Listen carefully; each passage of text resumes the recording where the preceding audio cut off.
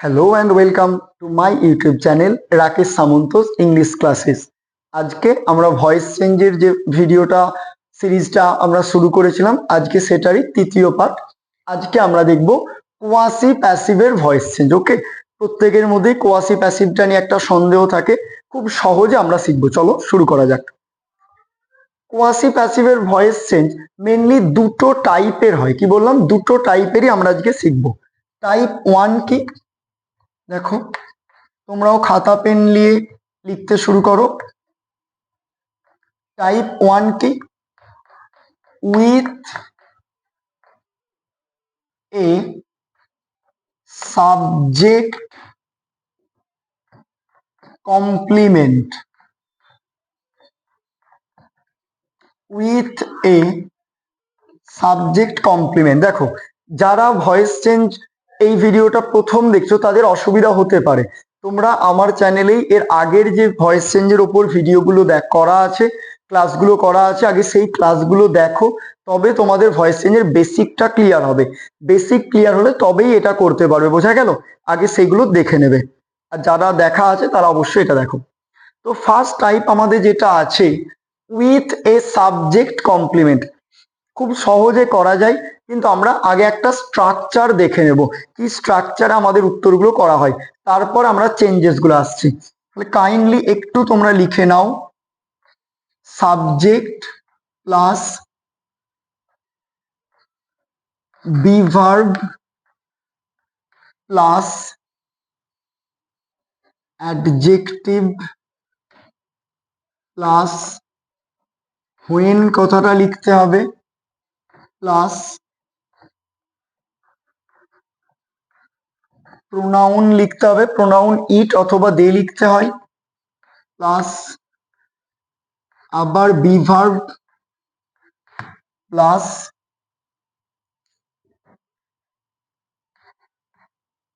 ভার্বের পিপি form. Clear? এইটা হচ্ছে আমার বেসিক স্ট্রাকচার। কি বললাম? এইটা আমার বেসিক স্ট্রাকচার। প্রথমে সাবজেক্ট লিখবে, সাবজেক্ট অনুযায়ী টেন্স অনুযায়ী একটা বিভার্ব লিখতে হবে, তারপরে অ্যাডজেক্টিভ ওটা কোশ্চেনেই দেওয়া থাকবে ওটা লিখে দিতে হবে, হোয়েন কম্পালসারি ওটা লিখতে হবে, তারপরে প্রোনাউন। খেয়াল রাখবে, প্রোনাউন আমরা মেনলি এখানে হয় ইট ব্যবহার করব, নয়তো দে ব্যবহার করব। ক্লিয়ার? যেগুলো গোনা যাবে না সেটা ইট, গোনা গেলে দে, বা অনেকগুলো থাকলে দে বোঝাবো। তার সাথে যেই বিভার্ব আগে ইউজ করেছি আবার বিভার্বটা লিখবো, ভার্বের পাস্ট পার্টিসিপেল ফর্ম। এই স্ট্রাকচারটা কাইন্ডলি মনে রেখে দেবে, কোনোদিন আর তোমাদের কোয়াসি প্যাসিভের ভয়েস চেঞ্জ আটকাবে না। চলো একটা উদাহরণ দেখা যাক।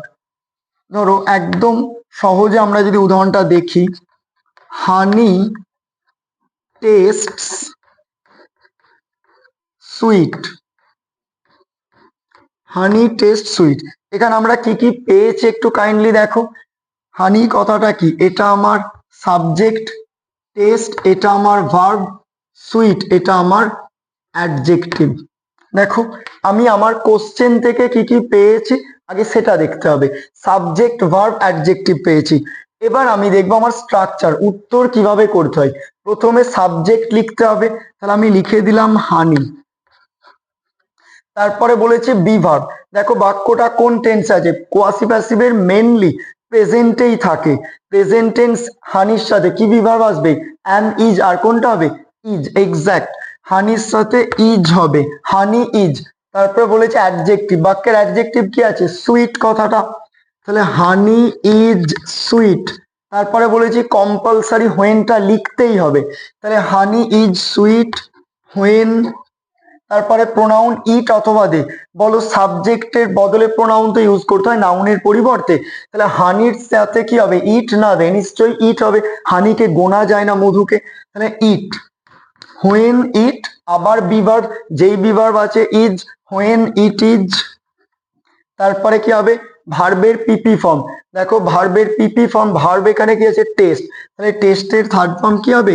টেস্টেড। দেখো তো উত্তরটা হলো কিনা। হানি is sweet when it is tasted. বলো কতটা সহজে। এই যে স্ট্রাকচারটা আমি লিখেছি পার্পেল কালারের চকে, এই স্ট্রাকচার অনুযায়ী আমি কিন্তু লিখেছি। দেখো subject subject, be verb be verb, adjective adjective, when pronoun it, be verb is, ভার্বের থার্ড ফর্ম টেস্টেড। ক্লিয়ার? একদম পুরো মানে স্ট্রাকচার অনুযায়ী উত্তর করেছি। আরো একটা উদাহরণ তোমাদের জন্য,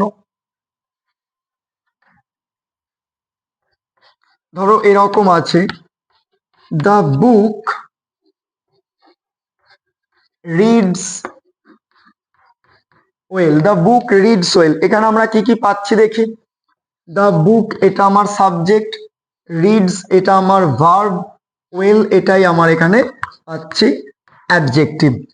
তাহলে আমি উত্তরটা কিভাবে করব বলেছি, আগে সাবজেক্ট লিখতে হবে, তাহলে দ্য বুক, সাবজেক্টের পর বিভার্ব।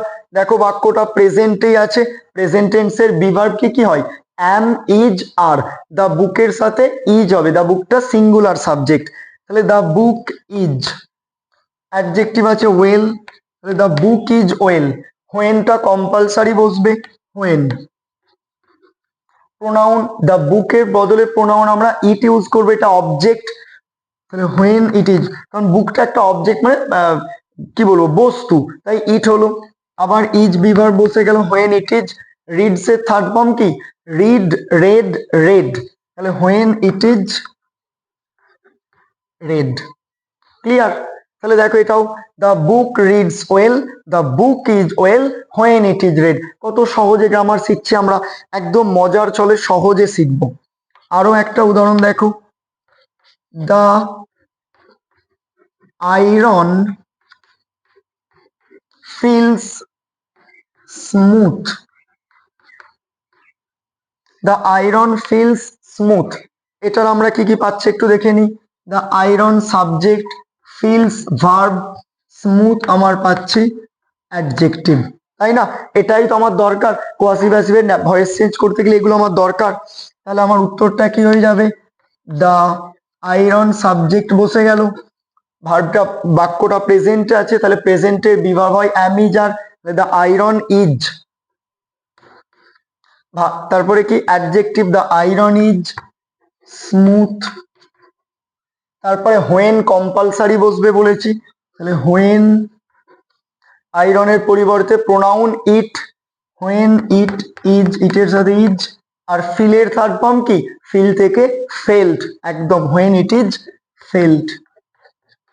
বলো কোনো জায়গা কোথাও সমস্যা আছে? এই যে স্ট্রাকচারটা লিখেছি, এই স্ট্রাকচারটা ফলো করেই যে কোনো কোয়াসি প্যাসিভের ভয়েস চেঞ্জ কিন্তু আমরা করতে পারবো। আশা করছি এতদূর পর্যন্ত তোমাদের বুঝতে কোনো অসুবিধা হয়নি। টাইপ 1 হয়নি তো? তাহলে তোমাদের দুটো হোমওয়ার্ক দিচ্ছে, তোমরা সেটা করবে। ক্লিয়ার? তোমাদের দুটো হোমওয়ার্ক করতে দিই, দিয়ে আমরা টাইপ 2 এতে যাবো নাকি না? আগে টাইপ 2টা বরঞ্চ শিখিয়ে নি, আগে টাইপ 2টা শিখিয়ে নি, তারপরে তোমাদের হোমওয়ার্ক করতে দিচ্ছি, ঠিক আছে? খাতায় লেখো টাইপ 2 বলে।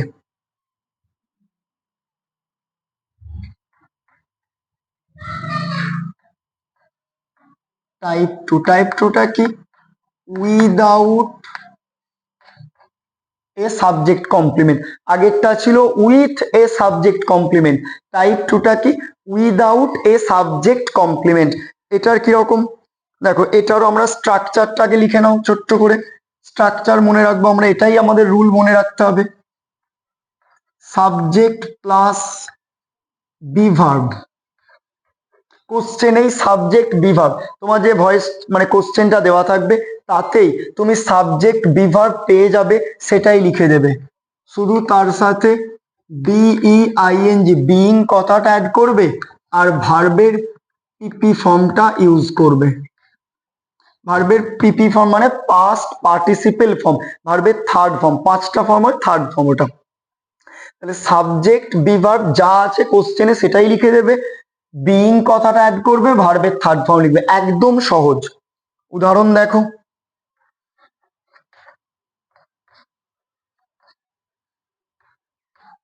দ্য হাউস ইজ বিল্ডিং, এখানে আমরা কি কি পাচ্ছি দেখি। দ্য হাউস সাবজেক্ট পেয়ে গেছি, ইজ এটা আমার বিভার্ব পেয়েছি, আর বিল্ডিং এখানেই আমি আমার মেইন ভার্বটা পেয়ে গেছি। উত্তর কিভাবে হবে বলেছি, সাবজেক্ট বিভার্ব যা আছে তাই বসবে, সাবজেক্ট বিভার্ব যা আছে তাই বসবে। তাহলে subject be verb the house is, এটা বসে যাবে ডাইরেক্ট। তারপরে কি বলেছে, বিইং কথাটা লিখতে হবে, তাহলে দ্য হাউস ইজ বিইং। তারপরে বলেছি ভার্বের থার্ড ফর্ম, বিল্ডের থার্ড ফর্ম কি, বিল্ডের থার্ড ফর্ম বিল্ট, BUILT, তাই তো। ভয়েস চেঞ্জের জন্য তোমাদের কিন্তু এই ভার্বের থার্ড ফর্ম হচ্ছে যে মুখস্থ করতে হবে, যে কোনো গ্রামার বই থেকে ভার্বের থার্ড ফর্ম গুলো মুখস্থ করে নেবে। তাহলে the house is being built, বলো কোনো অসুবিধা আছে? কত সহজে আমরা গ্রামার করতে পারছি। সাবজেক্ট বিভার্ব যা আছে তাই বসিয়ে দিলে, বিইং ভার্বের থার্ড ফর্ম, বিইং ভার্বের থার্ড ফর্ম, একদম সহজে করছি। আরো উদাহরণ দেখো,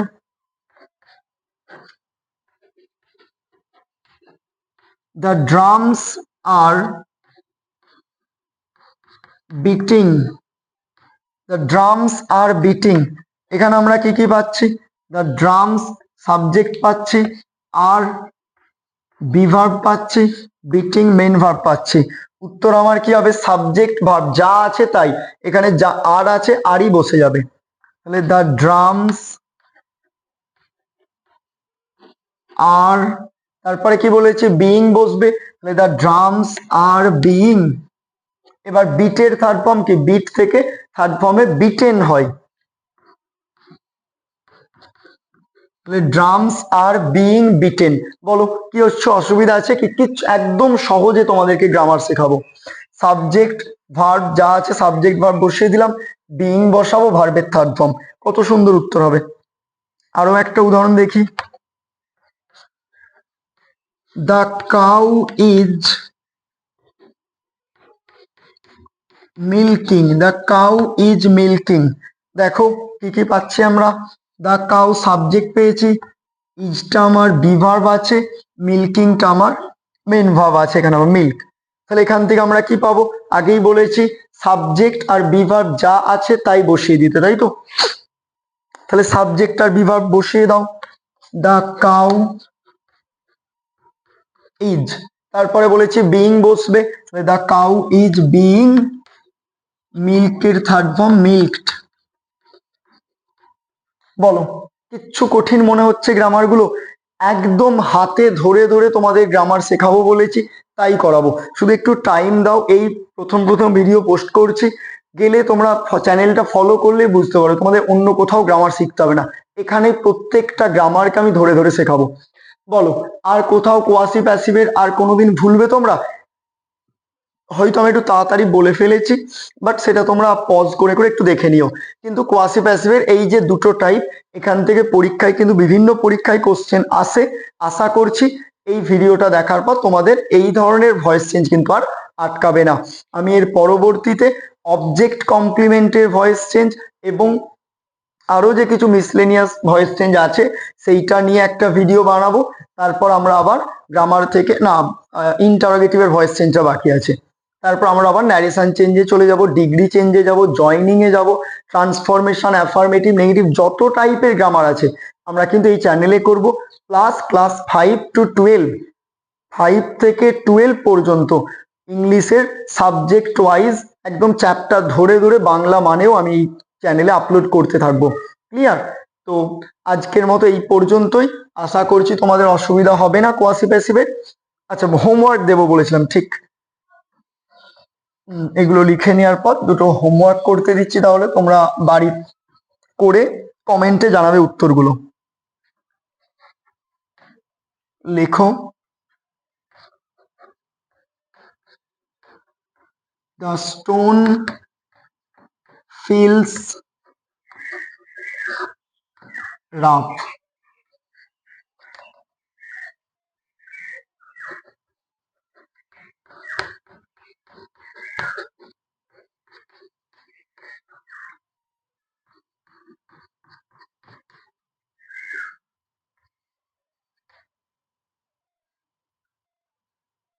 হয়েছে, দ্য পিলো ফিল সফট, তারপরে করো।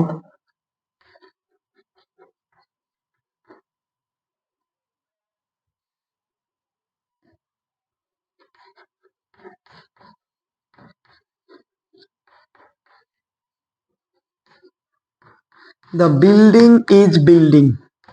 ক্লিয়ার? এই তিনটে তাহলে তোমাদের হোমওয়ার্ক দেওয়া রইলো। তোমরা এই তিনটের উত্তর করে অবশ্যই কমেন্ট করে জানাবে, ঠিক আছে, যে তোমরা বুঝতে পেরেছো কিনা। আর বুঝতে পারলে অবশ্যই ভিডিওটাকে বন্ধুদের মাঝে শেয়ার করে দিও, লাইক করে দিও। ওকে, থ্যাংক ইউ।